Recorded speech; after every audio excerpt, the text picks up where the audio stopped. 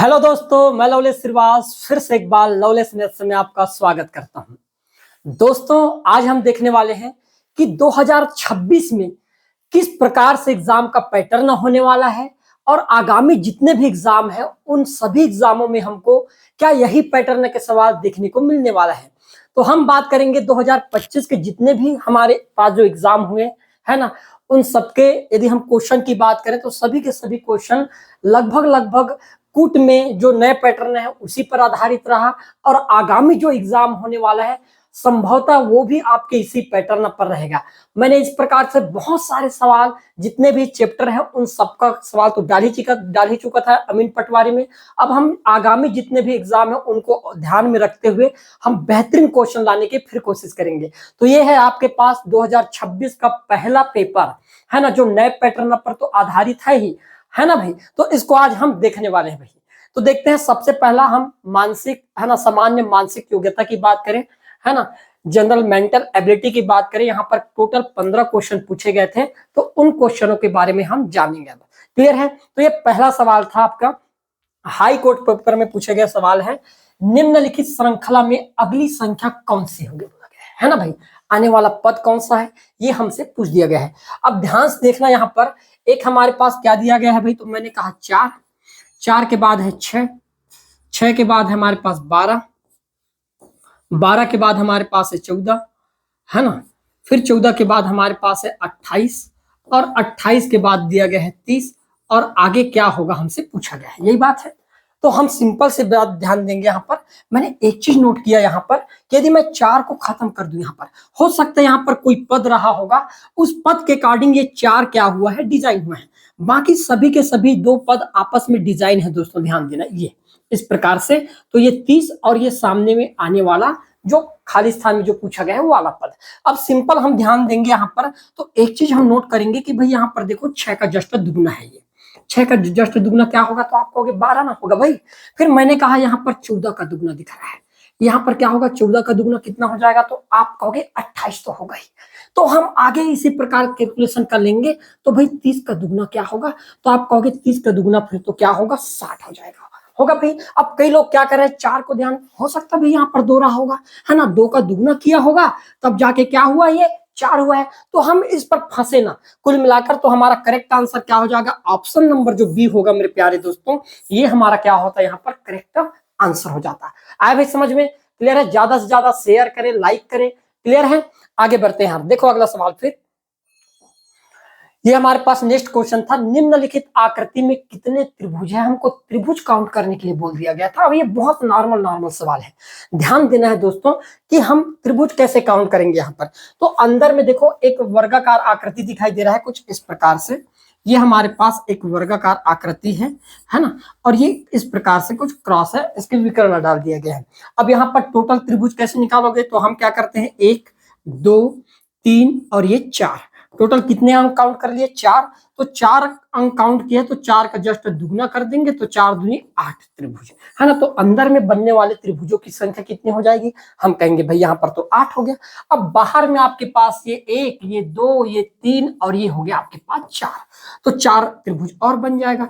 तो टोटल त्रिभुज कितना हो जाएगा, तो 8 और 4 को जोड़ेंगे तो 12 होगा। तो इस प्रकार से हमारे इस सवाल का करेक्ट आंसर क्या हो जाएगा, ऑप्शन नंबर जो सी होगा दोस्तों, ये क्या होगा, हमारा राइट आंसर हो जाएगा। आए भी समझ में? आगे बढ़ते हैं।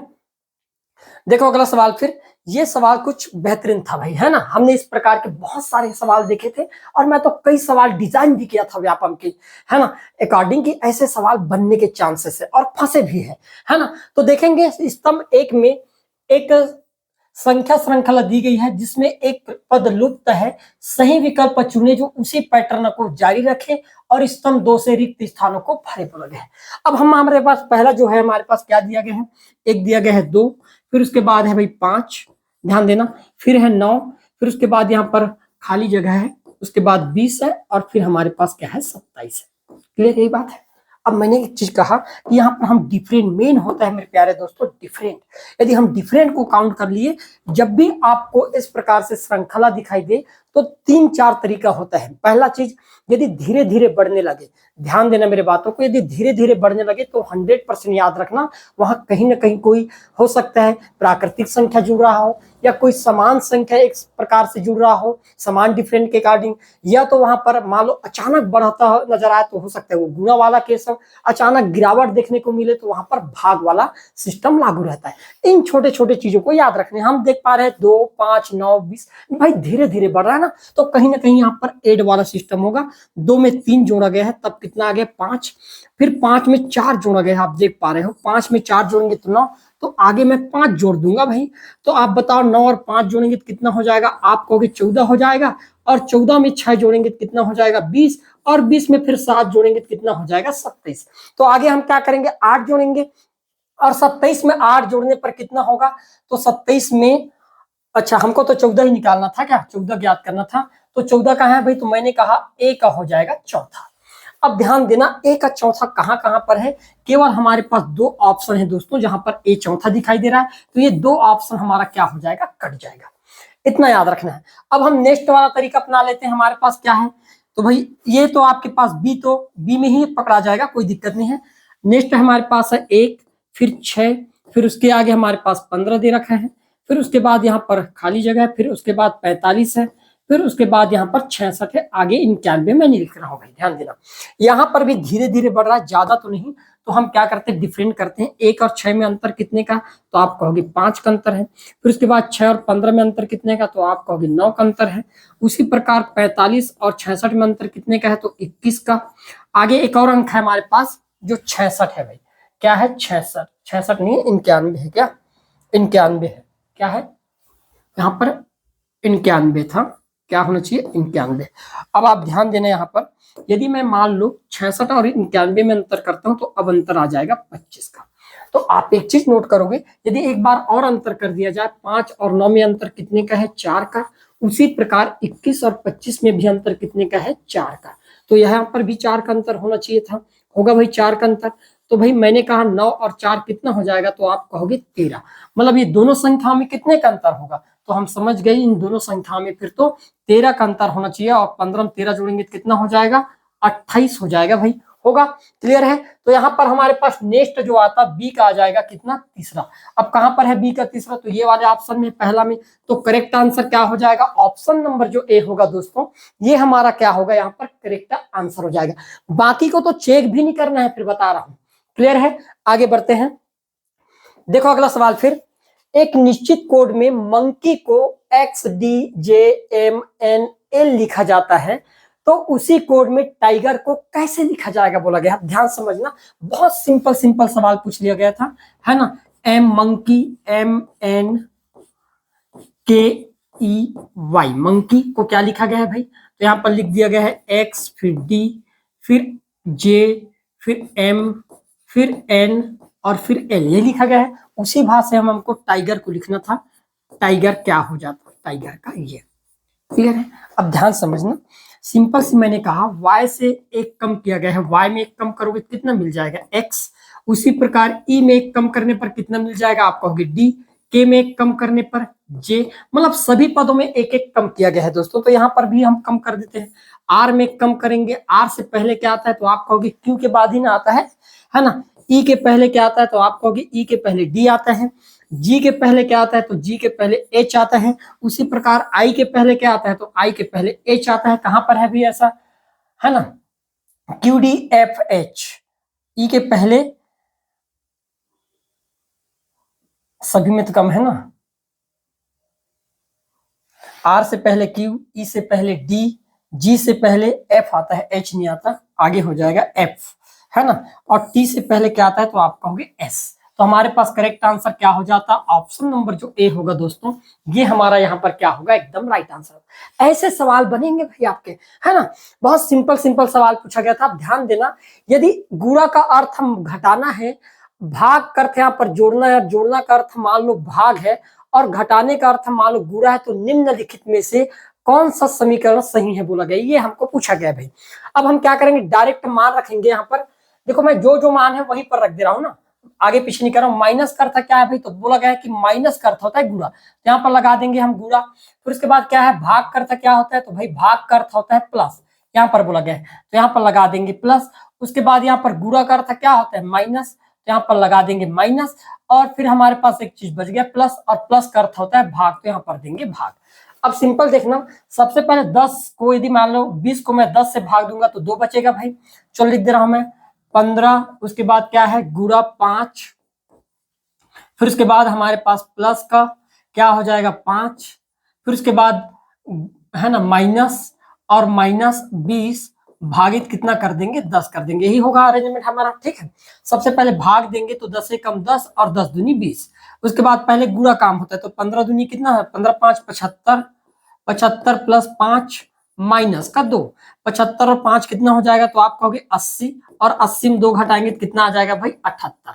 तो हम देख पाएंगे कि जो हमारा पहला वाला कथन है इसके अकॉर्डिंग ये हमारे पास ये करेक्ट है। क्लियर है, आगे समझ में। अब हम जाते हैं सेकंड वाले में। सेकंड हम जब देखेंगे तो यहाँ पर हमारे पास क्या है, भाग का अर्थ क्या होता है, तो भाग का अर्थ होता है हमारे पास भाग का अर्थ होता है प्लस, यहाँ पर लगा देंगे भाई हम प्लस। और माइनस का अर्थ क्या होता है, तो माइनस का अर्थ गुणा है, तो यहाँ पर लगा देंगे गुणा, है ना। फिर हमारे पास प्लस कहाँ है, तो प्लस का अर्थ होता है भाग, यहाँ पर लगा देंगे भाग। और गुणा का अर्थ होता है माइनस, तो माइनस लगा देंगे हम यहाँ पर। क्लियर है, अब उसी को अरेंज कर लेते हैं। 8, फिर उसके बाद प्लस, फिर उसके बाद है 10, फिर उसके बाद गुणा, फिर 3, फिर भाग, फिर हमारे पास 5 है, और फिर हम लिख देंगे माइनस का 6। यही होगा, यही होगा, है ना भाई, गुणा का अर्थ। ठीक है, ओके। तो सबसे पहले भाग वाला प्रोसेस होगा, तो हम करेंगे 8 प्लस 10 गुणा, यहाँ पर 3 को भाग देंगे हम 5 से, माइनस का 6। यही होगा दोस्तों, क्लियर है। अब ध्यान देना, 8 प्लस मैंने कहा 10 का गुणा कर देते हैं। सबसे पहले 10 या कितना हो जाएगा, डायरेक्ट ही गुणा कर देता हूं मैं यहाँ पर। ठीक है, डायरेक्ट गुणा कर देंगे, और डायरेक्ट गुणा करेंगे तो आप देख पाओगे 10 और 3 का गुणा करेंगे 30। अब हम भाग दे सकते हैं आसानी से, माइनस का 6, तो आप कहोगे 8 प्लस 5 एक कम 5, और 5 6 30, और 6 में 6 जाएगा तो 0, और 8 और 0 को जोड़ेंगे तो कितना हो जाएगा 8। तो इस हिसाब से देखेंगे तो के वाला कथन भी हमारा क्या हो गया, एकदम करेक्ट हो गया भाई। आ गया समझ में। अब हम देखते हैं नेक्स्ट वाला। नेक्स्ट वाले में क्या दिया गया है उसको ध्यान से देखिएगा। यहाँ पर गुणा का अर्थ क्या होता है, माइनस लगा दिया, माइनस। प्लस का अर्थ क्या होता है, भाग, चलो भाग लगा दिए। उसके बाद यहाँ पर भाग दिया गया, और भाग का अर्थ क्या होता है, प्लस, प्लस, और माइनस का अर्थ होता है हमारे पास गुणा, तो यहाँ पर हम लगा देंगे गुणा। अब ज्यों का त्यों लिख लेते हैं, 6 माइनस, उसके बाद 2 भागित, उसके बाद 3, उसके बाद प्लस 12, उसके बाद गुणा का 3 आना चाहिए, कितना भाई 15 आना चाहिए। क्लियर दोस्तों, देखते हैं। सबसे पहले भाग वाला प्रोसेस होगा, तो 6 माइनस, अब 2 में भाग देंगे 3 का, फिर प्लस, और इधर गुणा कर ही देते हैं, 12 या कितना हो जाएगा 36। आना कितना चाहिए हमारे पास, 15 आना चाहिए भाई। क्लियर है। अब हम भाग देंगे 3 को, 2 को 3 से भाग देंगे तो कितना आ जाएगा, तो आप कहोगे 6 माइनस 2 को यदि 3 से भाग देंगे तो 0.66 आने वाला है भाई। क्लियर है, इतना आ जाएगा। ठीक है, प्लस का हमारे पास कितना है 36। आप कोई भी अरेंजमेंट कर लो, 36 और 6 कितना हो गया 42, और 42 में मान लो मैं इसको एक भी मानकर चलूं 0.66 को, तो 41 आएगा, है ना। 15 तो नहीं हो सकता, तो इस हिसाब से हमारे पास एल वाला कथन क्या हो जाएगा, गलत हो जाएगा। फिर अब हम देखेंगे, अब हमको देखना ही नहीं है, क्योंकि जितने भी ऑप्शन है जे के एल, एल के गलत होते ही, एल के गलत होते ही ये सब के सब क्या हो जाएगा, गलत हो जाएगा। अब हमारे पास बच गया जे के और जे एम। अब भाई एम को हम चेक करेंगे नहीं, क्योंकि हमारे पास 3 पद नहीं है, ऑलरेडी हमारे पास के, जे और के कहीं सही हो गया है। तो हम क्या करेंगे, हमारे पास ऑप्शन नंबर जो ए होगा दोस्तों, इसको हम क्या कर देंगे, करेक्ट कर देंगे, आगे हम सॉल्व नहीं करेंगे फिर।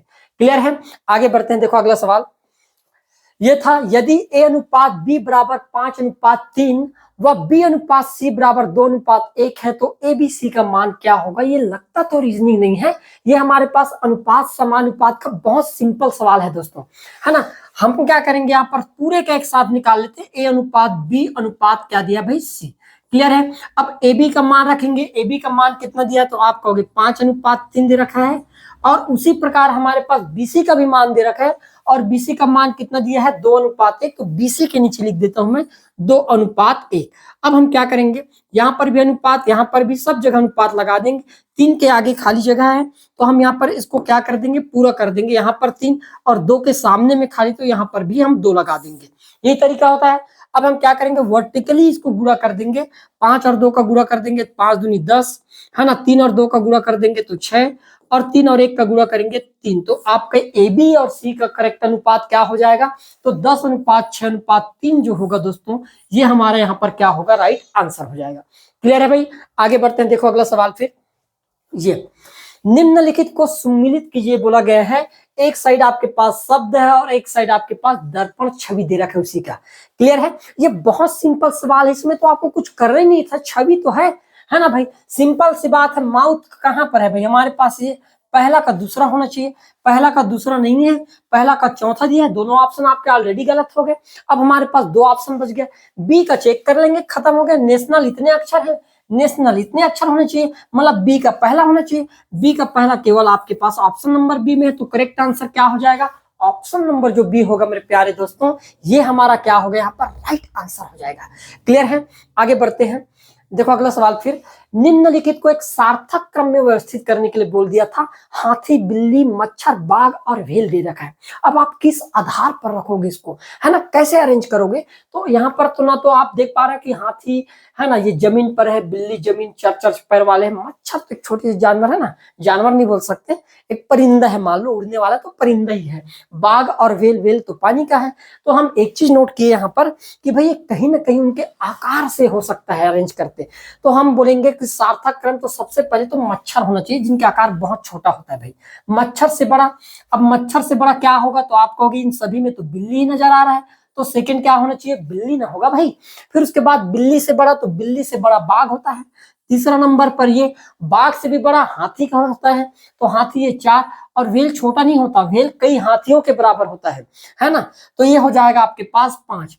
अब हम यहाँ पर चेक कर लेंगे कि लास्ट में 5 कहां पर है, ओ कहां पर है। यहाँ पर लास्ट में एल है गलत, लास्ट में एम है गलत, लास्ट में एन है गलत, तो कौन सा करेक्ट हो जाएगा यहाँ पर, ऑप्शन नंबर जो सी होगा मेरे प्यारे दोस्तों, ये क्या होगा, करेक्ट आंसर होगा। सबसे छोटा एम, उससे बड़ा एल, उससे बड़ा आपके पास एन, उससे भी बड़ा आपके पास के, और सबसे बड़ा हो जाएगा क्या, ओ हो जाएगा। क्लियर है, आगे बढ़ते हैं यार। देखो अगला सवाल फिर, निम्नलिखित में से कौन सा संख्या समूह 9, 15, 21 समूह के समान है बोला गया। यहाँ पर आपके पास 4 कथन दे रखा है, उन चारों में से ही कोई ना कोई सही होगा।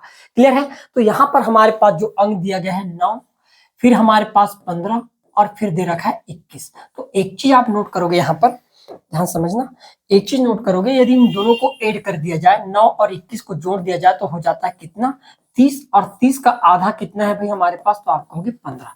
मतलब लास्ट और फर्स्ट को जोड़कर आधा करने पर बीच वाला मिलना चाहिए। तो मैंने कहा 10 है ना, और ये 16, तो 10 और 16 को यदि हम मान लो जोड़ देते हैं, 10 और 16, और बीच में क्या है 13, यही दिया है। तो हम क्या किए, इन दोनों को जोड़ दिए, कितना हो गया, तो आप कहोगे 26, और 26 को 2 से भाग दिए, कितना आ गया भाई, बीच वाला आया 13। अतः मैं कह सकता हूँ कि जे वाला जो कथन होगा दोस्तों एकदम करेक्ट है। क्लियर है, के पर आते हैं। अब जे वाला करेक्ट है तो आपके पास सभी ऑप्शन में जे है भाई। ठीक है, आगे बढ़ते हैं, के चेक करते हैं, तो आप कहोगे 7, फिर हमारे पास 21, और फिर 28। यदि हम जोड़ेंगे 7 और 28 को तो होता है 35, और 35 को 2 से भाग देंगे तो आ जाएगा 17.5, है ना। यहाँ पर आया कितना है 21। तो मैं कह सकता हूँ कि ये जो के वाला होगा ये गलत होगा। अब के गलत होते ही आपके पास क्या क्या गलत हो जाएगा, ये गलत हो जाएगा, और ये वाला भी आपके पास गलत हो जाएगा। क्लियर है, अब हम केवल एक चेक करेंगे, एल वाला, इतने में क्लियर हो जाना चाहिए एल वाला। ठीक है, अब ध्यान देना, एल वाले में क्या क्या है, तो एक दे रखा है 5, फिर 10, और फिर हमारे पास क्या है 15, जोड़ेंगे कितना हो गया आपके पास, 25 है क्या, सॉरी कितना दिया है, 25 दिया गया है, 25, 5 और 25 कितना हो गया 30, और 30 को 2 से भाग देंगे तो आना चाहिए था कितना 15, आया है 30। इस आधार पर ये भी गलत हो जाएगा, है ना। अब हमारे पास क्या जे भी गलत हो गया, क्या एल भी गलत हो गया, तो एल के गलत होते ही ये भी गलत हो जाएगा। अब हमारे पास एक ही ऑप्शन बचा है, चेक करके देख लेना आपका करेक्ट आंसर क्या हो जाएगा, ऑप्शन नंबर जो बी होगा दोस्तों, यही हमारा क्या होगा, एकदम राइट आंसर होने वाला है। क्लियर है, आगे बढ़ते हैं। देखो अगला सवाल फिर, रविवार से शनिवार तक 7 दिनों के अंतराल में 6 व्याख्यान A B C D E और एफ का आयोजन किया जाना है बोला गया है। निम्नलिखित के अनुसार प्रत्येक दिन केवल एक व्याख्यान होगा। अब आपके पास यहाँ पर 4 कथन दिया गया है, इन्हीं 4 कथनों के आधार पर इसको आपको क्या करना था, अरेंज करना था भाई। तो ध्यान समझना, यहाँ पर मैंने मान लो 4 दिन है, हमने 4 दिन ले भी लिए, चलो ठीक है 4 दिन है, हमने 4 दिन ले लिए। कौन कौन से ले लेते हैं भाई, चलो हमने ले लिए रविवार, उसके बाद सोमवार, है ना, फिर मंगलवार, फिर बुधवार, फिर गुरुवार, फिर शुक्रवार, और फिर मैंने ले लिया लास्ट में शनिवार। अब ध्यान समझना, यही हमारे पास 7 दिन है। अब पहला कथन क्या बोल रहा है, एक आयोजन गुरुवार को नहीं होना चाहिए। अब एक आयोजन गुरुवार को नहीं होगा, मतलब इस जगह पर ए आ नहीं सकता, सबसे पहली बात तो क्लियर है दोस्तों। आगे बढ़ते हैं, सी का आयोजन एप के ठीक बाद होना चाहिए बोला गया है। अब जो हमारे पास सी है, इसका आयोजन एप के ठीक बाद, मतलब एप के बाद यदि कोई आएगा तो कौन आएगा, सी ही आना चाहिए। एप के बाद क्या आना चाहिए, सी आना चाहिए। तो हमारे पास एप के बाद सी आया है, यहाँ पर एप के बाद सी है ना, एप के बाद सी है, एप के बाद सी है, एप के बाद सी है, मतलब ये हमारे चारों कथन तो इस आधार पर सही लग रहा है। आगे बढ़ते हैं, ई और डी के बीच 2 दिन का अंतराल होना चाहिए। अब ई और डी के बीच 2 दिन का अंतराल तो हो सकता है ई, उसके बाद 1 दिन, फिर उसके बाद 1 दिन और उसके बाद डी। हो सकता है या रेंज उल्टा भी हो जाए, डी पहले आ जाए, उसके बाद 2 दिन का गैप हो जाए, उसके बाद लास्ट में ये आ जाए। तो ये 2 तरीका हो सकता है ये वाले कथन का। लास्ट हमारे पास है ना, एन वाला कथन है, एक दिन कोई व्याख्यान नहीं होगा और वह दिन शुक्रवार नहीं है। मतलब शुक्रवार को इतना तो है कि भाई इस दिन व्याख्यान होगा, ये दिन छुट्टी का नहीं है, कहने का मतलब। फिर आगे बढ़ते हैं, और उस दिन से ठीक पहले डी का आयोजन होना है। मतलब मैं समझ गया कि शुक्रवार को यदि छुट्टी नहीं है तो डी का आयोजन कब हुआ होगा, एक दिन जस्ट पहले, मतलब गुरुवार का तो हुआ होगा। क्लियर है। अब हम आगे बढ़ते हैं, बी का आयोजन मंगलवार को होना चाहिए। तो बी का कहाँ आ जाएगा आपके पास, है ना, मंगलवार यहाँ पर आ जाएगा भाई आपके पास बी। क्लियर है, बी का आयोजन कब होना चाहिए, मंगलवार को होना चाहिए। फिर बोला गया है, और उसके बाद डी नहीं होना चाहिए, है ना, और उसके बाद डी नहीं होना चाहिए। बी का आयोजन मंगलवार को होना चाहिए और उसके बाद डी नहीं होना चाहिए, उसके बाद डी नहीं होना चाहिए बोला गया है। ठीक है, डी नहीं होना चाहिए, उसके बाद बी कोई और अंक होगा, इतना तो है, यहां तक ठीक है। अब हमको इसी आधार पर क्या करना था, अरेंज करना था। अब यहाँ पर छुट्टी का दिन कौन होगा, कैसे निकालोगे इतने डाटा से आप, है ना, चलो देखते हैं। पर भी अब मान लो यहाँ पर मैं कहूं कि बी के बाद जस्ट बी, मतलब यहाँ पर एक गैप बन गया और एक गैप बन गया, तो उस आधार पर यदि हम देखें तो एक चीज आप कह सकते हो कि ये वाला अरेंज आपके पास हो सकता है, ई यहाँ पर आ जाए, उसके बाद ये 1 दिन का गैप, 2 दिन के बाद डी, मतलब ई बी चालू हो सकता है। और लास्ट में यदि मैं एफ सी को भी रखना चाहूं तो एफ यहाँ पर और सी को यहाँ पर रख सकते हैं। ये हमारे पास अरेंज हो सकता है ई बी। लेकिन कहीं पर भी ऑप्शन में यहाँ पर बी के बाद ई आया है तो ये हमारे पास गलत हो जाएगा, है ना, बी के बाद ई आया है तो ये हमारे पास गलत हो जाएगा, और बी के बाद ई आया है तो ये वाला भी हमारे पास गलत हो जाएगा। लेकिन मैं 100% नहीं कह सकता कि यही अरेंजमेंट हमारे पास सही होगा, क्योंकि भाई ये अरेंजमेंट होना एकदम ठीक है ना, क्योंकि हो सकता है भाई कि यहाँ पर सी आ जाए। तो उस हिसाब से देखें तो यहाँ पर आपके पास क्या आना चाहिए, यदि मैं एकदम राइट वाला बताऊं तो यहाँ पर आ जाएगा उस हिसाब से आपके पास ए यहाँ पर आ जाएगा, है ना, जो भी हो, है ना, ई बी, उसके बाद डी। तो ये कहीं ना कहीं सवाल में बहुत ज्यादा मिस्टेक है ना, क्योंकि एकदम क्लियर नहीं है। क्योंकि यहाँ पर यदि हम देखें तो बी के जस्ट बाद क्या आ गया है, डी आ गया है, लेकिन यहाँ पर बोला गया कि बी के बाद डी नहीं आ सकता, बी के बाद कोई और अंक आना था। तो यहाँ पर कोई भी ऐसा ऑप्शन नहीं है जो इसको एकदम सेटिस्फाई कर सके, तो इसलिए सवाल विलोपित होना चाहिए, है ना, इसमें कहीं ना कहीं गड़बड़ी है। ये हमारे पास विलोपित वाले डेटा है दोस्तों। आंशिक रूप से देखे जाए तो हो सकता है, लेकिन ऐसा एकदम कंफर्म नहीं कह सकते। क्लियर है, आगे बढ़ते हैं। देखो अगला सवाल, फिर नीचे दिए गए अक्षर श्रृंखला में अगला पद क्या होगा, आपसे पूछ दिया गया है। अब हमारे पास क्या है भाई, बहुत सिंपल डाटा है, बी डी, फिर एफ, उसके बाद क्या है सी एफ आई, उसके बाद डी एच, और फिर एल, और आगे क्या होगा पूछा गया है। तो सिंपल हम एक चीज नोट करेंगे, बी के बाद जस्ट क्या आता है, एक जोड़ने पर सी, सी में एक जोड़ने पर क्या आता है, तो आप कहोगे डी, और भाई डी में भी यदि एक जोड़ दिया जाए तो डी के बाद क्या आता है, तो आप कहोगे ई। मतलब सवाल ई से चालू होना चाहिए, मतलब ए वाला कथन क्या होगा, गलत हो जाएगा ऑप्शन। क्लियर है। फिर हम देखेंगे डी के बाद 2 जोड़ दिया गया, डी में ई और उसके बाद एफ, कितना जोड़ दिया गया, 2। उसके बाद एफ में भी हमने 2 जोड़ दिए, कितना है एच, और एच में भी हमने 2 जोड़ दिए तो कितना हो जाएगा जे। क्या होना चाहिए? जे होना चाहिए भाई, जे। ई जे कहां पर है? ई जे यहाँ पर ऑप्शन नंबर सी बस में है, तो हमारा करेक्ट आंसर क्या हो जाएगा? ऑप्शन नंबर जो सी होगा दोस्तों, ये हमारा क्या होगा यहाँ पर? राइट आंसर हो जाएगा। क्लियर है? आगे बढ़ते हैं। नीचे दिए गए श्रृंखला में गलत संख्या का पता लगाकर बताना था। एक दिया गया हमारे पास 7, फिर 28, 63, 124, 225, 342 और 511। अब ध्यान समझना, यहाँ पर हमारे पास जो अंक है मैं ऐसे लिख दे रहा हूँ, 7 है, 28 है ना, फिर 63 है, और चलो ये लिखने की जरूरत नहीं है, मैं इसको कुछ अलग तरीके से बता रहा हूं। यहाँ पर देखकर तो मैं इतना समझ गया कि भाई कहीं ना कहीं n का क्यूब -1 पर क्या है? डिपेंड कर रहा है। अब ध्यान समझिएगा, मैंने कहा 2 का क्यूब कितना होगा, तो आप कहोगे 2 का क्यूब 8 होता है, और 8 में 1 कम करेंगे कितना मिल जाएगा भाई? आप कहोगे 7 मिलेगा। ये मेरे पास पहला पद है। फिर उसके बाद यहाँ पर 3 का क्यूब कितना होता है, तो आप कहोगे 3 का क्यूब 27, और 27 में 1 जोड़ने पर कितना मिलेगा मुझे? 28 मिलेगा। क्या होगा? 27 में 1 जोड़ने पर क्या मिल जाएगा? 28 मिलेगा भाई। लेकिन यहाँ पर 28 क्यों होगा भाई? क्योंकि 1 कम करना था हमको, तो 27 में 1 कम करते थे कितना मिलना चाहिए था? यहाँ पर 26 मिलना था। आगे हम देखेंगे, यहाँ पर 4 के क्यूब कितना हो जाएगा, तो आप कहोगे 64, और 64 में 1 कम करेंगे तो कितना हो जाएगा? तो आप कहोगे 63। उसी प्रकार फिर 5 का क्यूब, 5 का क्यूब कितना होता है, तो आप कहोगे 125 होता है। 125 में 1 कम करने पर कितना हो जाएगा? 124, ये भी हमारे पास है। उसी प्रकार 6 का क्यूब कितना होता है, तो आप कहोगे 216 होता है, और 216 में 1 कम करने पर कितना हो जाएगा? 215, ये भी हमारे पास करेक्ट है। उसी प्रकार 7 की क्यूब की बात करें तो ये होता है 343, और 343 में 1 कम करने पर 342 होता है, ये भी हमारे पास करेक्ट है। उसी प्रकार 8 का क्यूब होता है दोस्तों 512, और 512 में 1 कम करने पर कितना हो जाएगा? तो आप कहोगे 512 में 1 कम करने पर हो जाएगा यहाँ पर हमारे पास कितना? तो आप कहोगे 511। लेकिन यहाँ पर प्लस किया गया है, और यहाँ पर 26 ना होकर यहाँ पर कितना दे रखा है? 28। इस कारण से ये वाला क्या होगा? हमारे पास जो पद है 28 गलत हो जाएगा। तो करेक्ट आंसर क्या होगा? ऑप्शन नंबर जो बी होगा दोस्तों, ये हमारा क्या होगा? राइट आंसर हो जाएगा। आए भी समझ में? आगे बढ़ते हैं। देखो अगला सवाल, फिर नीचे दिए गए कथन और कारण के लिए सही विकल्प को चुनकर आपको बताना था। अब कथन क्या है भाई? हमें पहाड़ों पर मैदानों की तुलना में अधिक ठंड महसूस होती है। सिंपल सी बात है ना। हम सामान्य भूभाग से यदि ऊंचाई पर जाते हैं तो वहां पर हमको सामान्य भूभाग की अपेक्षा ज्यादा ठंडक महसूस होने लगती है। होता है भैया ऐसा? तो ये हमारे पास कथन एकदम क्या है? एकदम करेक्ट है भाई, कथन हमारा सही है। फिर बोला गया तापमान ऊंचाई के साथ घटता है, जैसे जैसे ऊंचाई बढ़ते जाता है वैसे वैसे वायुमंडल में जो ताप है का स्तर है वो भी हमारे पास गिरते जाता है। तो हम कहेंगे कारण भी हमारे पास सही है।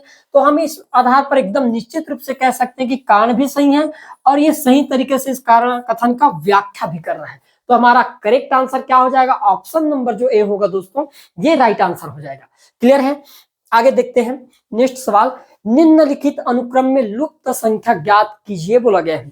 1, 3, 3, 6, 7, 9, क्वेश्चन मार्क 12, 21 दे रखा था।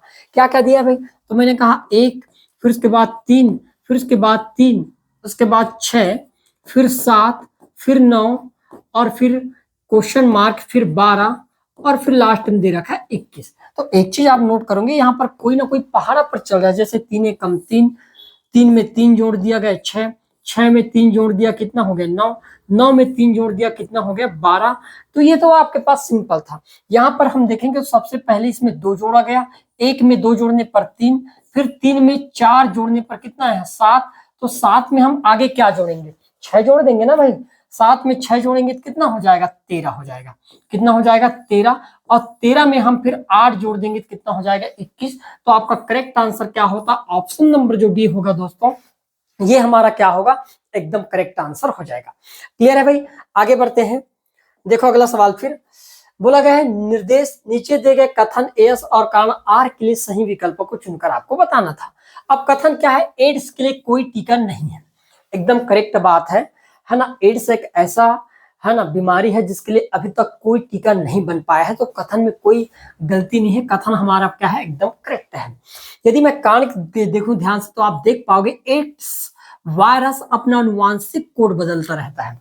यहाँ पर बोला गया कि जो एड्स का जो वायरस है ये अपने आनुवांशिक कोड को समय के साथ क्या करता है, बदलते रहता है। तो एकदम करेक्ट है भाई। तभी तो उसी कारण यदि कोड नहीं बदलता मान लो एड्स वायरस, तो आज तक उसका टीका बन जाता, लेकिन ये समय के साथ अपना कोड बदलते रहता है, इसी कारण से उसका टीका नहीं बन पाया। तो ये कथन की सही तरीका से क्या कर रहा है, व्याख्या भी कर रहा है और कारण भी एकदम करेक्ट है। तो हम कहेंगे ऑप्शन नंबर जो ए होगा दोस्तों, ये हमारा क्या हो जाएगा, यहाँ पर एकदम राइट आंसर हो जाएगा। क्लियर है, आगे देखते हैं। अब हम बात करेंगे यहाँ पर मैथ्स वाले। मैथ्स में कुछ खास सवाल तो था नहीं, है ना, ज्यादातर सवाल बहुत सिंपल ही पूछा गया था, है ना। लेकिन आगामी एग्जाम में किस प्रकार के सवाल पूछेंगे, एकदम आपको इतना तो आइडिया हो गया होगा कि भाई अब जो भी सवाल आएगा वो ज्यादातर कुट वाले ही सवाल पूछे जाएंगे, है ना। तो आप कंटिन्यू देखते रहिए, बहुत मजा आने वाला। कुछ भी हम सवाल नहीं कराएंगे, ऐसे सवाल कराएंगे जो एग्जाम में आए, है ना, आपके लिए बिल्कुल वो सिलेक्शन वाला सवाल हो, ऐसे सवाल हम देखने वाले हैं। क्लियर है। तो देखिए पहला सवाल, इसमें कुछ दम ही था ही नहीं भाई।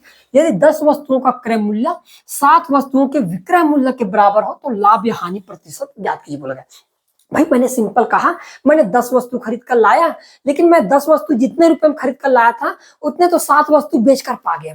मैंने एक चीज कहा कि मान लो मैं 10 वस्तु को 20 रुपए में खरीद कर लाया, लेकिन मैंने 7 वस्तु बेचकर ही 20 रुपए पा लिया, तो मेरे पास 3 वस्तु तो बच गया। तो मैं समझ गया कि मुझे 3 वस्तु का प्रॉफिट हो गया। यहाँ पर एक चीज और बोला गया कि 10 वस्तुओं का क्रय मूल्य, है ना, 10 वस्तुओं का जो सीपी है वो बराबर है, बोल दिया गया 7 वस्तु के एसपी के बराबर में। मतलब मैं सीपी के रूप में आप 7 को ले सकता हूँ, 10 को लेने की जरूरत नहीं है, तो मैं डायरेक्ट ले लूंगा भाई 7, है ना। अब परसेंट निकालने के लिए किससे गुणा करते, तो मैंने कहा सबसे गुणा कर देते हैं, कौन सी बड़ी बात है। आप कहोगे 3 और 7 का गुणा कर देंगे, 3 और 100 का गुणा करेंगे 300, और 300 को भाग देना था भाई 7 से, तो 7 दूनी 14, 7 चौके 28। हमको प्रॉफिट हो रहा है ना भाई, आप समझ गए कि प्रॉफिट हो रहा है, और प्रॉफिट हो रहा है तो ये 2 ऑप्शन तो आपका ऐसे गलत हो गए। ठीक है, क्लियर है ना। अब एक चीज बताओ, 300 को 7 काट भी नहीं सकता, मैं सिंपल बता सकता था कि 300 जो है 7 से पूरा पूरा कटेगा नहीं, अब कटेगा नहीं तो ये भी नहीं हो सकता। क्लियर है, एक ही ऑप्शन बच गया था, आप कुछ करते भी नहीं ना तो भी आपका आंसर आ जाता। क्लियर है, कुछ ना करते तो भी आपका क्या होता, करेक्ट आंसर आ जाता। आप काट कर देख लेना, आ जाएगा भाई 42 सही 6/7% का जो प्रॉफिट होगा इस केस का करेक्ट आंसर है। क्लियर है, आगे बढ़ते हैं। देखो अगला सवाल, फिर नीचे दिए गए कथन और कारण के लिए सही विकल्पों को चुनना है। यदि ए तथा बी दो अभाज्य संख्याएं हैं कोई भी, अब अभाज्य संख्या होता क्या है, तो अभाज्य संख्या उन संख्याओं को बोलते हैं दोस्तों जो स्वयं के अलावा और एक के अलावा किसी और से ना कटे, उन संख्याओं को ही हम अभाज्य संख्या बोलते हैं। या दूसरे रूप में बोलना चाहे तो अभाज्य संख्या उन संख्याओं को बोलते हैं जिनके मैक्सिमम हो या मिनिमम हो, फैक्टर 2 ही होंगे भाई, गुणनखंड 2 ही होंगे, और इन गुणनखंड में आपके पास एक और स्वयं वो संख्या होगा जो दिया होगा अभाज्य संख्या के रूप में। क्लियर है, तो हमको ये बोल दिया गया कि यदि ए और बी दो अभाज्य संख्या स्टेटमेंट है हमारे पास। चलो मैंने कहा अभाज्य संख्या के रूप में ए का मान मान लेता हूं 2 और बी का मान मान लेता हूं 3, क्योंकि ये दोनों कैसे अभाज्य संख्या है। क्लियर है, तो बोला गया कथन ए तथा बी का लघुत्तम समापवर्तक उनके गुणनफल ए बी के बराबर होता है बोला गया। ठीक है, अब मान लो इन दोनों का एलसीएम निकालोगे, 2 और 3 का एलसीएम, तो 2 और 3 का एलसीएम कितना होता है भाई 6 होता है। और ये 6 कैसे आया है, तो भाई इन दोनों का गुणा करने पर आया है, 2 तिया कितना होता है 6। मतलब मैं कह सकता हूं कि कथन मेरा एकदम क्या है, करेक्ट है। क्लियर है, कारण में दिया गया है ए तथा बी एकमात्र समान गुणनखंड एक होता है, बोला गया है ए तथा बी का एकमात्र। अब भाई यदि मैं मान लो इन दोनों का गुणनखंड देखूं तो फैक्टर निकाल लेते हैं ना भाई। अब 2 किससे कटेगा, तो आप कहोगे 1 काट सकता है और काटेगा तो खुद 2। फिर 3 की बात करें तो 3 को काटेगा तो 1, या तो खुद कटेगा अपने आप से। अब एक चीज बताओ, इन दोनों में कॉमन क्या है, तो मैंने कहा 1 और यहां पर भी 1, मतलब हम कह सकते हैं ए और बी का एकमात्र समान गुणनखंड क्या है, 1 है। और इसी कारण से एलसीएम जो है उनके मल्टीपल के क्या हो गया, बिल्कुल इक्वल हो गया। तो हमारे पास कथन भी सही है और उसके कारण की पुष्टि इस बात पर हो भी रहा है। तो हम कहेंगे ऑप्शन नंबर जो पहला होगा दोस्तों, ये हमारा क्या होगा, एकदम राइट आंसर हो जाएगा। क्लियर है भाई, आगे बढ़ते हैं। देखो अगला सवाल, फिर गुणनखंड विधि द्वारा वर्गमूल ज्ञात करने के लिए निम्नलिखित चरणों को सही क्रम में व्यवस्थित कीजिए। अब आप गुणनखंड विधि द्वारा मान लो हमको वर्गमूल ज्ञात करना रहेगा, जैसे हम कोई भी अंक रैंडमली अंक उठा लेते हैं कि भाई बोल दिया गया कि 16 का वर्गमूल ज्ञात करो, यही होता है भाई। अब 16 का वर्गमूल ज्ञात करने तो आप क्या करोगे, सबसे पहले तो ऐसे बनाओगे आप 16 का वर्गमूल और अंक को सबसे पहले लिखोगे। लिखोगे। सबसे पहला काम क्या होगा, आप अंक लिखोगे। तो यहाँ पर हम देखेंगे दिए गए अंक के गुणनखंड ज्ञात करेंगे। तुरंत कैसे ज्ञात करेंगे, नहीं ना, दो दो समान अंकों का समूह बनाएंगे, ये भी नहीं। वर्गमूल के अंदर के अंक को लिखें। अब आपके पास जो भी आपके पास दे दिया गया कि मान लो आपको बोल दिया गया कि भाई 16 है और 16 का आपको क्या निकालना है, वर्गमूल ज्ञात करना है। तो अब एक चीज बताओ, इस वर्गमूल के अंदर कौन सा अंक है, तो आप कहोगे 16। तो सबसे पहले हम क्या लिखेंगे, 16 को लिखेंगे, है ना। वर्गमूल के अंदर के अंक को लिखे, तो ये हमारे पास क्या होना चाहिए, पहले होना चाहिए भाई। क्लियर है। प्रत्येक समूह से एक अंक निकालेंगे या उन अंकों का गुणा करेंगे, क्या करेंगे फिर। अब उसके बाद हमारे पास ये तो हो गया, है ना। अब हम क्या करेंगे, फिर दिए गए अंक के गुणनखंड ज्ञात करेंगे, ये दूसरा होगा। अब हम क्या करते हैं, सबसे पहले 2 से भाग देंगे, है ना, 8 बार में। फिर उसके बाद 2 से भाग देंगे, 4 बार जाएगा। फिर 2 से भाग देंगे, 2 बार जाएगा। फिर 2 से भाग देंगे, कितने बार, 1 बार। कर लिया भाई। तो यह हो गया दूसरा। फिर दो दो समान अंकों का समूह बनाते हैं, क्या करते हैं, उसके बाद हम समान बनाते हैं, ये 1 पेयर और ये 2 पेयर बन गया। तो ये हमारे पास तीसरा होना चाहिए। अब जो भी पेयर बना है ना, अब प्रत्येक समूह से एक अंक को क्या करेंगे, बाहर निकालेंगे। जैसे ये एक समूह, तो यहाँ से हम एक अंक निकाल लेंगे बाहर, 2 को, और ये दूसरा समूह, यहाँ से भी एक अंक बाहर निकाल लेंगे, 2 को, और आपस में क्या कर देते हैं, गुणा कर देते हैं ऐसे, और उन संख्याओं का आपस में क्या कर देंगे, गुणा कर देंगे। तो ये होना चाहिए आपके पास 5वां। क्लियर, यही प्रोसेस है जैसा वहां पर दिया गया है। ठीक, अब शुरुआत कहां से हुआ है, एम से।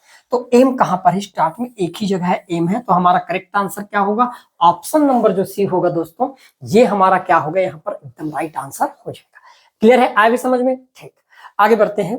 देखो अगला सवाल, फिर निम्नलिखित को सम्मिलित कीजिए। ये तो ऐसे सवाल है कि मैं इसको 2-3 माह पहले ही, है ना, यहाँ से बहुत सारे सवाल है जो व्यापम के द्वारा डिजाइन किया था मैं, है ना। ये हुबहू सवाल है जो मैं डिजाइन किया था। चाहो तो आप मेरे 3D वाले जो पोर्शन है वहां पर जब देखोगे वीडियो, वहां पर आपको ये सवाल हुबहू देखने को मिल जाएगा दोस्तों। क्लियर है। तो बढ़ते हैं, लंबवर्ती बेलन का पृष्ठीय क्षेत्रफल। अब लंबवर्ती बेलन का पृष्ठीय क्षेत्रफल क्या होता है, 2πr(h) होता है। इसको तो रटना ही है, इसका कोई ट्रिक नहीं है, रटना ही है आपको। तो हम कहेंगे पहले का क्या होगा, तो पहला है हमारे पास लंबवृत्ति। लंबवृत्ति क्या है ना, बेलन का पृष्ठीय क्षेत्रफल। तो लंबवृत्तीय बेलन का पृष्ठीय क्षेत्रफल क्या हो जाएगा भाई, तो लंबवृत्तीय बेलन का पृष्ठीय क्षेत्रफल होता है 2πr(h). अब देखो कहां पर ए का चौथा है, बस वही चेक करना है। यहाँ पर ए का तीसरा है गलत, यहाँ पर ए का दूसरा है गलत। अब हमारे पास 2 ऑप्शन बच गया, अब एक ही चेक करना है, बेलन का आयतन, और बेलन का आयतन होता है πr²h। तो बी का पहला होना चाहिए, यहाँ पर बी का पहला है, यहाँ पर बी का तीसरा, तो ये गलत हो जाएगा। तो आपका करेक्ट आंसर ऑप्शन नंबर जो बी होगा दोस्तों, ये हमारा क्या होगा, एकदम करेक्ट आंसर हो जाएगा। ऐसे सवाल बनते हैं और बहुत इजी बनते हैं। क्लियर है, आगे बढ़ते हैं। देखो नेक्स्ट सवाल, फिर 5 सेंटीमीटर, 6 सेंटीमीटर और 7 सेंटीमीटर भुजाओं वाला एक त्रिभुज बनाइए और फिर एक अन्य त्रिभुज बनाइए जिसकी भुजाएं पहले त्रिभुज के संगत भुजाओं के 7/5 हो, विधि के अनुपात क्रम में लिखे हैं बोला गया है। ये जो भी आपके बनाए हो ये इसका क्रम लिख दिया गया है। अब ध्यान समझना, सबसे पहले हम क्या क्या कर सकते हैं। ये सवाल लगभग ठीक ठाक था, ये अच्छा सवाल था भाई। क्लियर है। तो सबसे पहले हम क्या करेंगे, सबसे पहला काम का होगा हमारे पास त्रिभुज बनाने का, है ना। हमारे पास दिया गया C' से होकर CA के समानांतर एक रेखा खींचे जो विस्तारित रेखाखंड BA को A' पर प्रतिच्छेदित करे तो ट्राइंगल A'BC' आवश्यक त्रिभुज है। तो ये एकदम हमारे पास पहला तो नहीं होना चाहिए। शीर्ष A के विपरीत भुजा पर BC के साथ न्यून कोण बनाता है। अब जब त्रिभुज बना ही नहीं है तो शीर्ष होगा कहां से, तो सबसे पहला काम होना चाहिए हमारे पास M वाला। ध्यान समझना, 5, 6 और 7 सेंटीमीटर भुजाओं वाला एक त्रिभुज बनाए, खींचे। तो चलो मैंने एक त्रिभुज बना लिया इस प्रकार से, ठीक है भाई, A, B और ये C। क्लियर है, ठीक है, बना लिया। फिर हम क्या करेंगे, अब B5 को C5 से मिलाए और B7 से होकर B5C के समानांतर रेखा खींचे जो विस्तारित। अब भाई हमारे पास B5 है ही नहीं तो कहां से खींचेंगे, इसलिए ये भी नहीं हो सकता, है ना। ये हो सकता है क्या, शीर्ष A के विपरीत भुजा पर BC के साथ न्यून कोण। अब हमारे पास शीर्ष बन गया है तो ये हमारे पास 100% दूसरा वाला कथन तो होगा ही। ध्यान दीजिएगा कैसे बोला गया है, शीर्ष A के विपरीत भुजा पर, आपके पास ये शीर्ष है और इसकी विपरीत भुजा क्या है, BC के साथ न्यून कोण बनाते हुए कोई भी किरण BX खींचा जाए। चलो मैं एक किरण खींच दिया हूं जो BC के साथ कितने डिग्री, थीटा डिग्री न्यून कोण बनाए, और ये हमारे पास क्या है X। क्लियर है भाई, एक किरण मैंने खींच दिया। अब हम क्या करेंगे, अब उसके बाद हम एक चीज लिख सकते हैं लास्ट वाला, बी एक्स पर 7 बिंदु B1 B2 B3 कहां तक B7 तक इस प्रकार ज्ञात कीजिए बोला गया है। बी एक्स पर, तो बी एक्स मिल गया, तो यहीं पर मैं क्या करूंगा, किरणें बना दूंगा। ये हो जाएगा मेरे पास B1, ये हो जाएगा B2, ये हो जाएगा B3, ये हो जाएगा B5 4, फिर B5, फिर B6 और ये हो जाएगा मेरे B7। ठीक है भाई, B7 हो गया। फिर हम क्या करेंगे, ये तो हो गया, सबके सब बराबर है, मतलब सेम लेंथ में है कुल मिलाकर कहने का मतलब। उसके बाद हम क्या करेंगे, यहाँ पर ए वाला है ना, तीसरा हो गया। उसके बाद ये हमारे पास चौथा हो जाएगा। ध्यान देते हैं, चौथा B5 को C से मिलाए। B5 को किससे मिलाने के बोल दिया गया है, C से मिलाने के लिए बोल दिया गया है। तो मैं चलो C से मिला देता हूँ, B5 को मिला देता हूँ किससे, C से।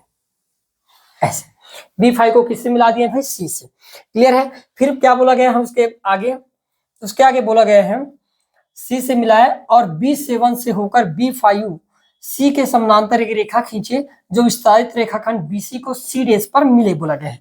अब मान लो इसको हम थोड़ा विस्तार करेंगे इस प्रकार से, तो एक रेखा आएगा और ये रेखा क्या करेगा, इसको किस बिंदु पर, C' बिंदु पर। कहां पर, C' बिंदु पर किससे, 7 से मिलेगा बोला गया है इस प्रकार से।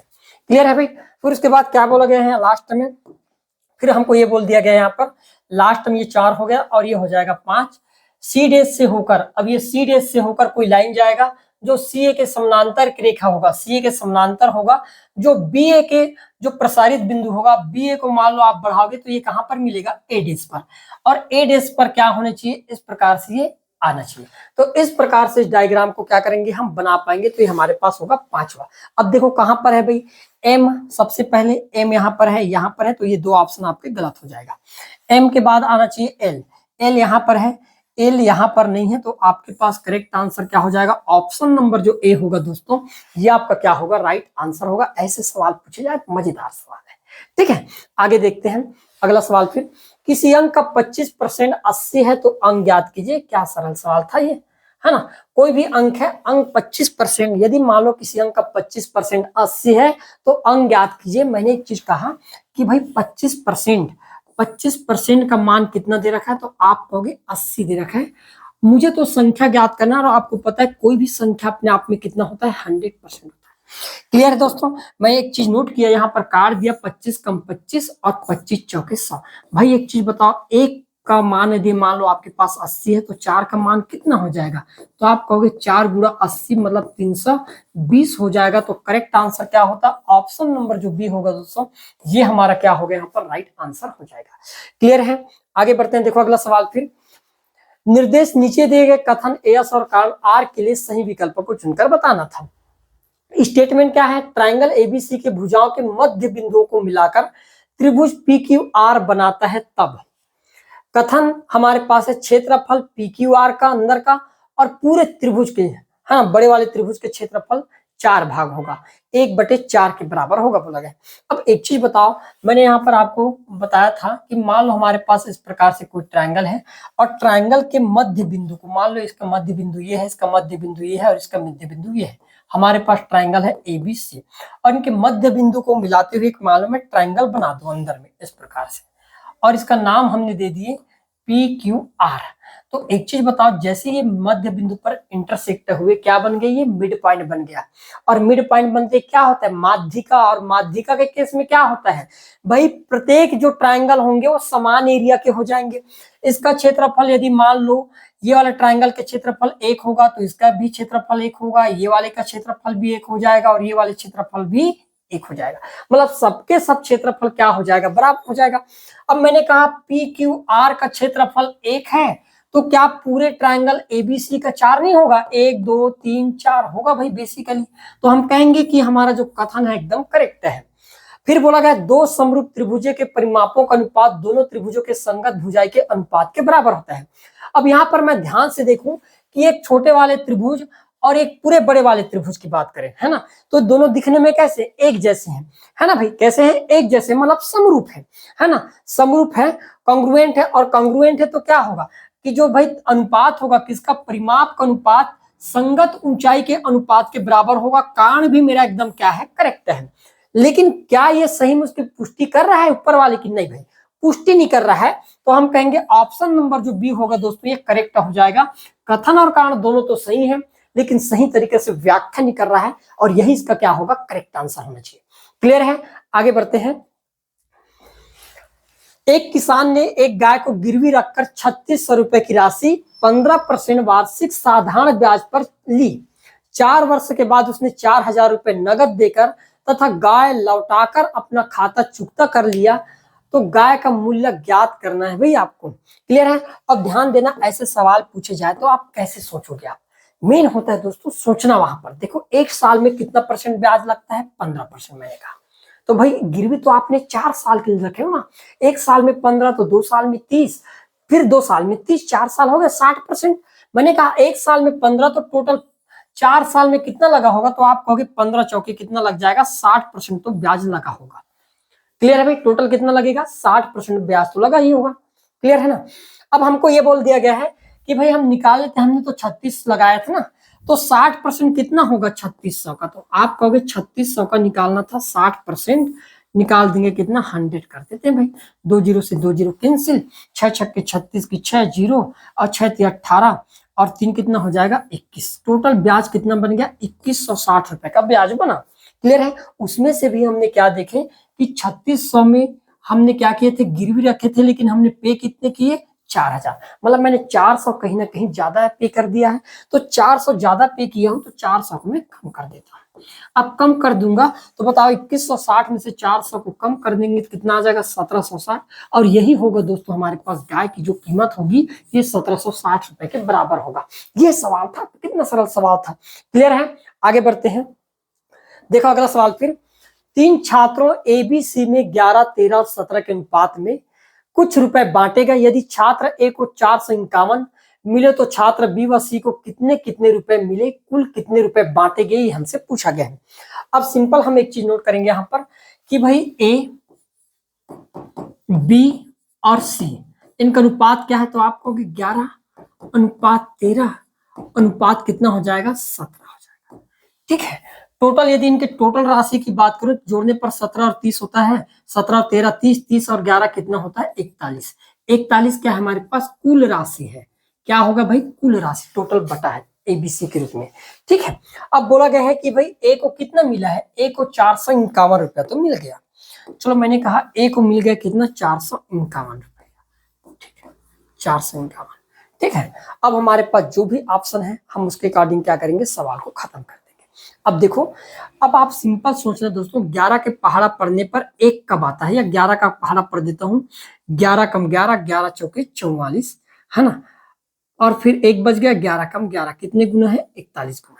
क्लियर है? 41 गुना है। अब सिंपल से बात देखो, यदि 1 का गुणा 3 के साथ में करेंगे तो इकाई के स्थान पर क्या आना चाहिए? 3 आना चाहिए।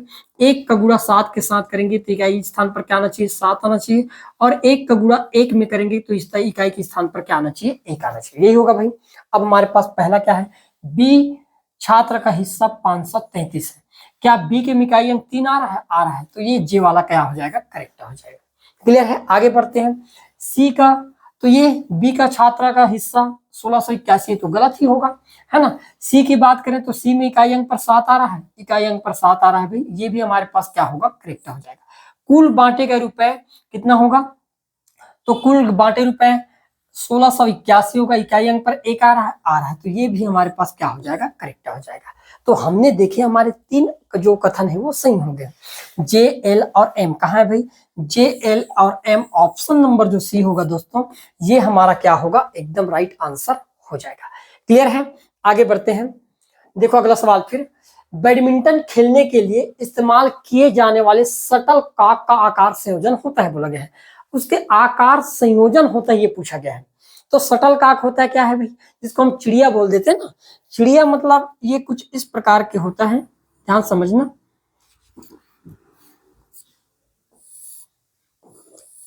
कुछ इस प्रकार का होता है। ठीक है?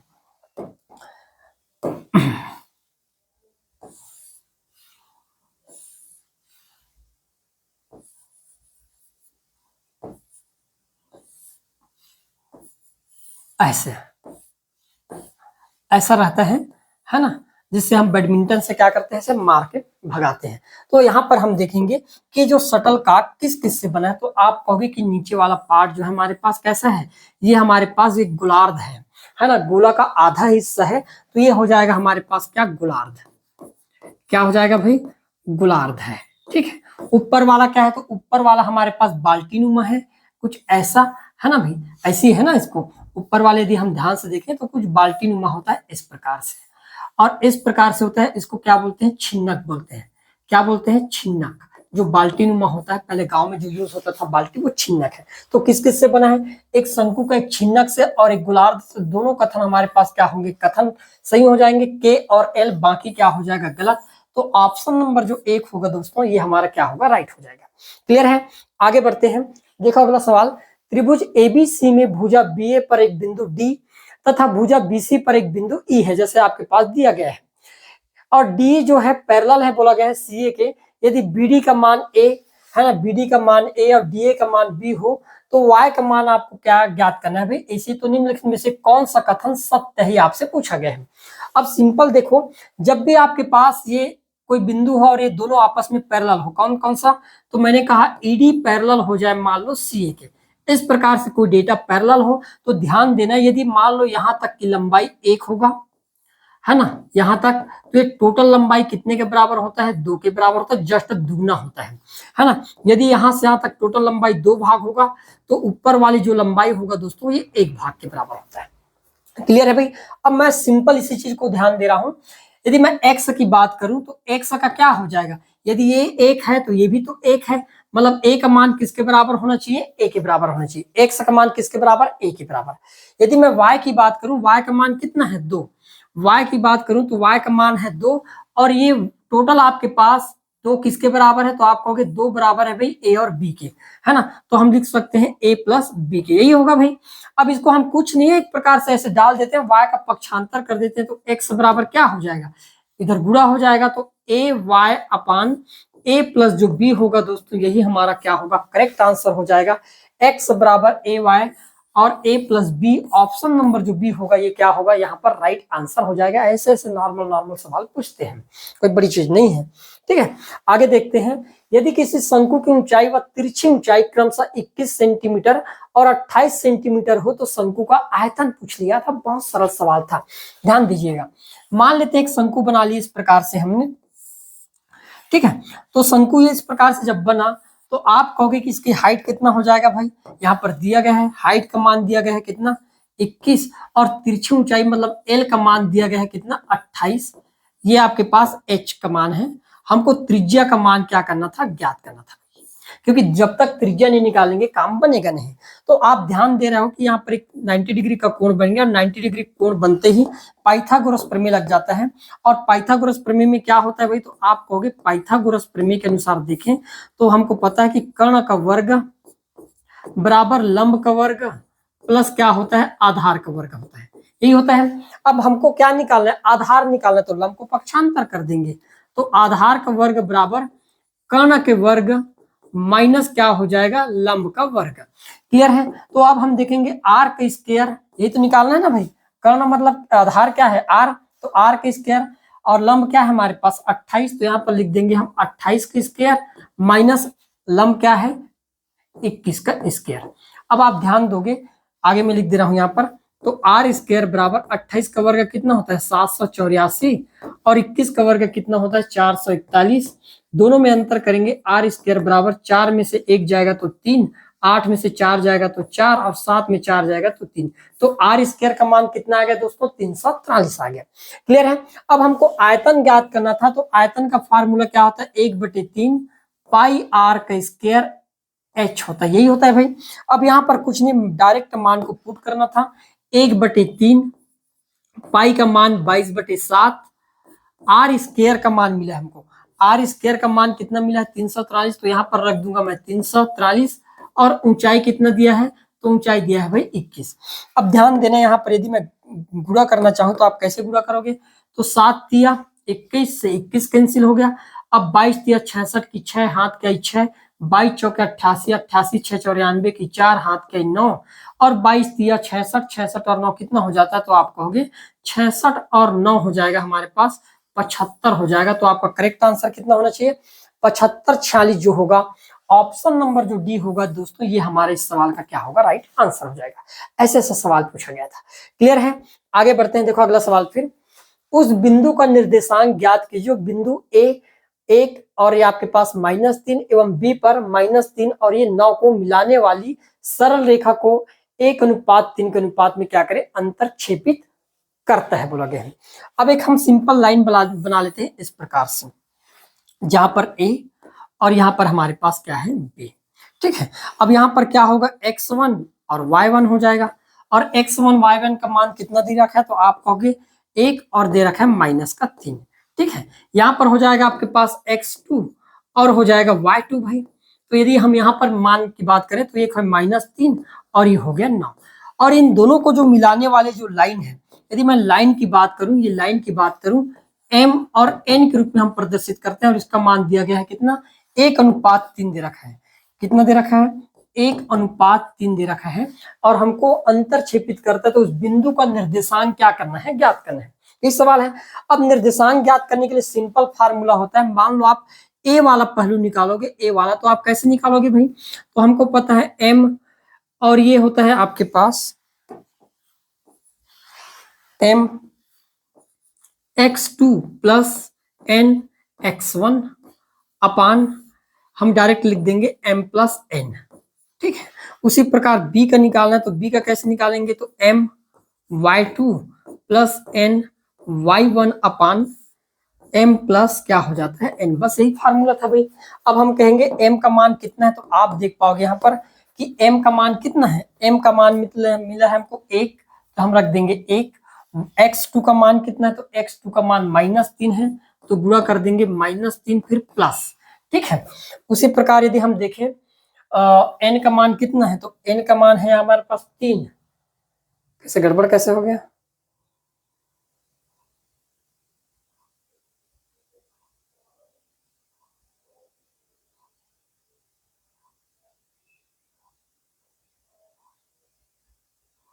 सरल रेखा 1 और 3 के अनुपात में है क्या? सरल रेखा 1 और 3 के अनुपात में है। 1 और 3 के अनुपात में है।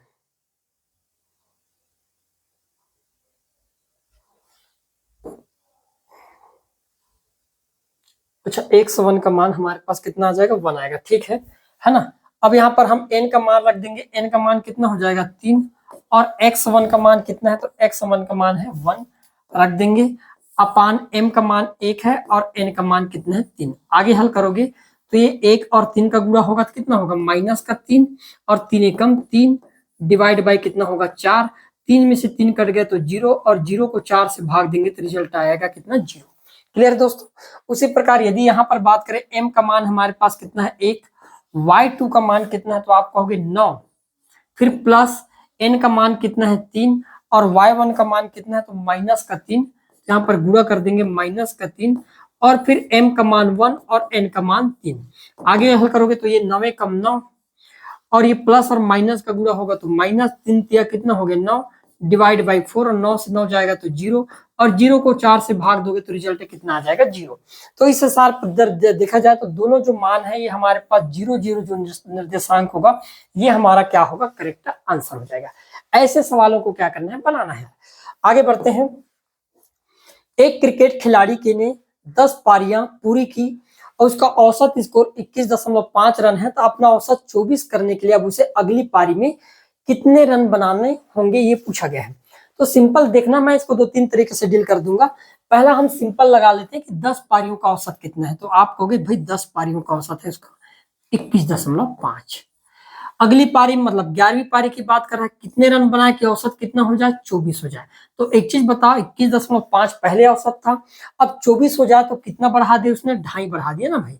अब दोनों साइड बढ़ रहा है, तो दोनों साइड जब बढ़े दोस्तों तो कुछ नहीं करना, इन दोनों का आपस में गुणा करना है और इधर जोड़ देने। तो यदि मैं 11 5 55 की 5 हाथ के 5 है ना, 11 दूनी 22 5 कितना हो जाएगा? 27। यदि इतने को जोड़ देता हूँ तो जो भी आएगा 49 से ही मेरा क्या होगा, करेक्ट औसत हो जाएगा। ये एक तरीका होता है। दूसरा तरीका की बात करें तो हम एलिगेशन लगा देते हैं, क्या हो जाएगा उसमें, है ना। 10 पारियों का औसत कितना है हमारे पास दिया गया है 21.5, ठीक है। 11वीं एक अकेला पारी है ये, है ना। ये केवल मैं 11वीं पारी की बात कर रहा हूँ, 11वीं पारी, ध्यान समझना। इसमें हम कितने रन बनाए पता नहीं, लेकिन ओवरऑल कितना हो गया हमारे पास औसत 24 हो गया। यही बात है भाई। अब एक चीज बताओ, यदि मैं एक चीज कहूं कि कितना अंतर है 21.5 और 24 में, तो आप कहोगे 2.5 का अंतर है, ठीक है। अब देखो ये अकेला पारी है, एक का मान कितना हो रहा है 2.5, तो 10 का मान कितना हो जाएगा, तो आप कहोगे 10 का मान तो फिर तो 25 होना है, और एक में क्या होगा, छोटा होता है और एक बड़ा होता है, तो 25 और 24 को जोड़ेंगे तो कितना हो जाएगा 49। इस आधार पर भी हम इसका क्या कर सकते हैं, करेक्ट आंसर ज्ञात कर सकते हैं। क्लियर है। लास्ट सवाल आज के सवाल का, है ना। एक संख्या अभाज्य संख्या, अभाज्य संख्या के बारे में बताया था, ऐसा संख्या जो एक और स्वयं के अलावा किसी और से ना कटे, अभाज्य संख्या। तो एक संख्या अभाज्य संख्या, इसका मतलब क्या है, जो p/q के रूप में नहीं होगा, जिसके केवल 2 गुणनखंड है, एक या स्वयं ये होगा भाई हमारे पास। तो ए का क्या हो जाएगा, दूसरा कहाँ है भाई, ए का दूसरा कहां पर है, ए का दूसरा हमारे पास इसमें नहीं है, इसमें नहीं है, बी और डी में है, तो इन दोनों में से कोई एक होने वाला है, ठीक है। बाकी कुछ चेक करना नहीं है, सी तो ऑलरेडी आपके पास चेक है, हम केवल बी चेक कर लेते हैं। बी एक संख्या भाज्य संख्या, भाज्य संख्या क्या होता है, जो किसी से कटे, है ना, 2 या 2 से अधिक संख्याओं से कटे, वो भाज्य होता है। तो यहाँ पर बोला गया है जिसके एक से अधिक गुणनखंड हो, तो बी का क्या हो जाएगा, तीसरा कहां पर है भाई, बी का तीसरा यहाँ पर है, तो ऑप्शन नंबर जो बी होगा दोस्तों, ये हमारा क्या होगा, करेक्ट हो जाएगा। तो ये रहा आपके पास इस साल 2026 में जो एग्जाम हुआ है उसका पहला पेपर, और इस प्रकार के आपको कूट वाले सवाल भी देखने को मिला है। अब आगामी जो एग्जाम होने वाले हैं, चाहे शिक्षक भर्ती की बात करें जो आ सकता है, क्योंकि उसका संशोधित अभी, है ना, सिलेबस तो नहीं आया है, लेकिन कहीं ना कहीं, है ना, जारी कर दिया गया है, लगभग ऐसे सुनने में आए हैं, ठीक है। तो आगामी एग्जाम वो होना है, और साथ में मंडी उप निरीक्षक और जो भी एग्जाम होगा उन सभी का पैटर्न ना इसी पैटर्न पर आधारित रहेगा। तो उसको देखते हुए आप बिल्कुल कंटिन्यू तैयारी करते रहिए, है ना, बिल्कुल सफलता मिलेगा भाई। क्लियर है। तो आज के लिए इतना ही, धन्यवाद।